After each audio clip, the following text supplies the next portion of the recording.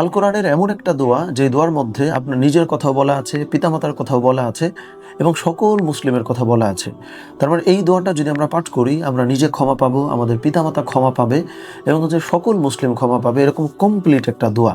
দোয়াটা হচ্ছে রব্বানা গফিরলি ওয়ালিওয়ালিদাইয়া ওয়ালিল মুমিনিনা ইয়াউমা ইয়াকুমুল হিসাব।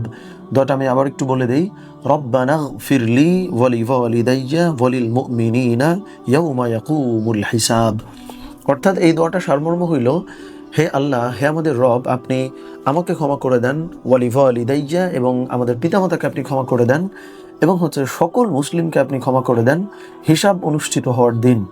অর্থাৎ যেই দিন আল্লাহ সুবহানাহু ওয়া তাআলা আমাদের সকলের হিসাব নেবেন, ওই দিন আল্লাহ আমাদেরকে ক্ষমা করবেন। এই কমপ্লিট দোয়া যদি আমরা রেগুলার পাঠ করতে পারি, যেখানে নিজের কল্যাণের কথা বলা আছে, পরিবারের কল্যাণের কথা বলা আছে এবং সকল মুসলিমের কল্যাণের কথা বলা আছে, এই ভিডিওটা শেয়ার করতে পারেন এবং সেভ করে রাখতে পারেন।